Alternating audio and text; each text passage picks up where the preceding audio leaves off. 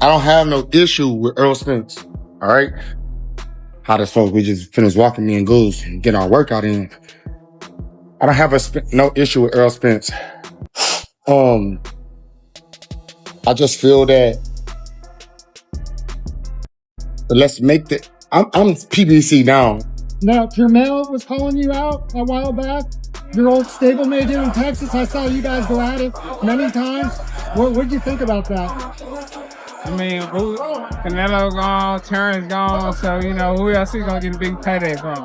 So I think that's the only reason he called me out, because everybody know how to spar and win. His coach Jerry James know how to spar and win. Everybody who's in the gym know how to spar and win. So, hey, man, he wants some money. Errol Spence Jr. has finally broken his silence, and he's striking straight at the heart of it. He made it clear that Jermell Charlo's sudden call-out isn't about legacy at all. It's nothing more than a desperate attempt to grab a big paycheck. But Spence didn't just brush him off. He exposed the truth behind their famous gym battles, saying everyone already knows who really ruled those sessions. The brotherhood is finished. This isn't just another fight anymore. It's a betrayal of the code. And Spence is ready to show Charlo exactly who the real alpha always was. Well, first off, I want to say there's stuff I know about Errol Spence's future in boxing that I have sworn to secrecy and I just can't mention.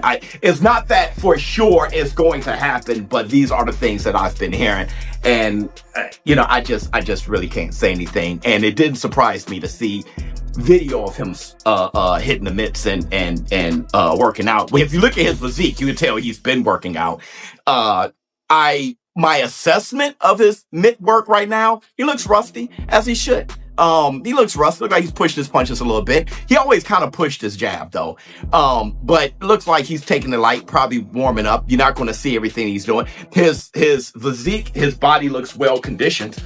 He looks healthy, right? I'm happy he took some time off after Terrence Crawford. That shit was crazy. I mean, you know, he had the accident, then he came back and fought Danny Swift Garcia, then he was gone for a while. He fought Ugas. I think he had like another accident. Then he had a detached retina when he was going to fight Manny Pacquiao, and then fought Terrence Crawford and that shit. So really, he should have taken some time off, not just to reassess what he's going to do in his career, but to also get some rest. It's hard to miss the sudden change in energy coming from Jermell Charlo. For years, the bond between Spence and Charlo was built on mutual respect. They were the two main pillars of their camp, pushing and backing each other as they rose through the sport. But lately, Charlo has been acting different, loud, hostile, and ready to tear down every bridge he once protected. He says he wants all the smoke, and the person he's pointing at isn't an outsider anymore. It's the man who used to stand right beside him. Man, I honestly think Errol Spence is a good fight. I like Errol Spence. I never spoke on this. I'm gonna speak on this right now. I don't have no issue with Errol Spence. All right. How this folks, we just finished walking me and Goose and getting our workout in. I don't have no issue with Errol Spence. I just feel that let's make the, I'm PBC down. Like, I don't know about it. I ain't never got a phone call from, I got a few emails and DMs and here and there and some contracts from Eddie Hearns. I ain't never got no real contract from Eddie Hearns at the grown man that I am now. And so, hey coach, can you get me right, bro, coach? Hey, you got a mocktail? Yeah, did you want to? You remember that drink I had? Strawberry mojito? So, but without the liquor, right? Yeah. So, I'm thinking in my head, like, say, catch up. I see you in here. All right, so like, I don't have no issue with Errol Spence. I just believe that, like, I don't know what's happening with the boxing world. It's like right after my era with the Canelo shit, it's just like I started to watch boxing change and I got my little distance, and I thought that it was important for me to just focus strictly on my family and my kids and my life and my future. And I got M's. I got hella M's because I was knocking them niggas out before they was even boxing.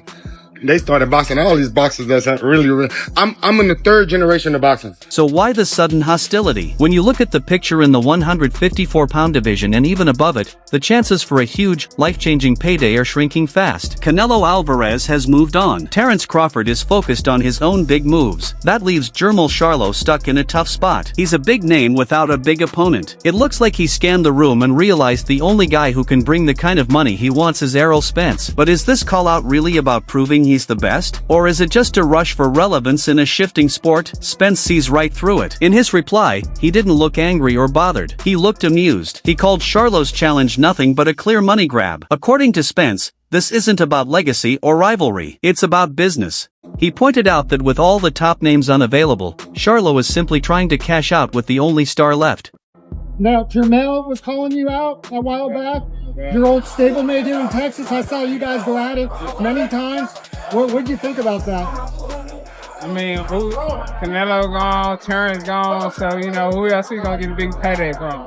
So I think that's the only reason he called me out, because everybody know how to spar and win. His coach Jerry James know how to spar and win. Everybody who's in the gym know how to spar and win, so, hey man, he wants some money. Being called a money grab by another fighter hits hard. It suggests you don't truly believe you can win, or that the fire to compete is no longer the real reason you're fighting. Spence is painting Charlo not as a hungry lion trying to defend his territory, but as a businessman hunting for a soft landing. By saying this, Spence is tearing down the hard, tough image Charlo tries to show. He's telling everyone that Charlo doesn't want this fight, he needs it to keep things going. But Spence didn't stop there. He dropped the business talk and attacked the pride. In combat sports, gym stories are everything. They build a fighter's myth before the world even sees them. Spence looked into the camera and said, "Everybody knows how the sparring went." A short sentence, but one with a heavy punch. But I think that's the only reason he called me out, because everybody know how to spar and win. His coach Jerry James know how to spar and win. Everybody who's in the gym know how to spar and win. He's clearly saying that he dominated Jermell Charlo in those private sparring sessions. For someone as proud and vocal as Charlo, that's the deepest cut possible. It hints that Charlo already knows his place because he's already felt Spence's power behind closed doors. Spence is basically saying, I beat you then, and I'll beat you now. That takes the fight from talk and puts it into a reality only they fully understand. Who's been out of the ring for a long time as well, said that he wanted to fight Errol Spence. And Errol was asked about it while he was at one of these events that he'd been seen at recently. And he said, man, Jermell just looking for money. And Jermell knows full well what happened in the sparring between me and him. He don't want no smoke. He and his coach know what took place. He don't want any smoke. He just wants he just wants a payday. Well, Jermell Charlo for his part responded and said, ain't nothing happened in that sparring but some good work. And I like that out of Jermell Charlo, man, because I want to see this fight. I'm going to tell you, man, I want to see this fight. And I want to see this fight for several reasons.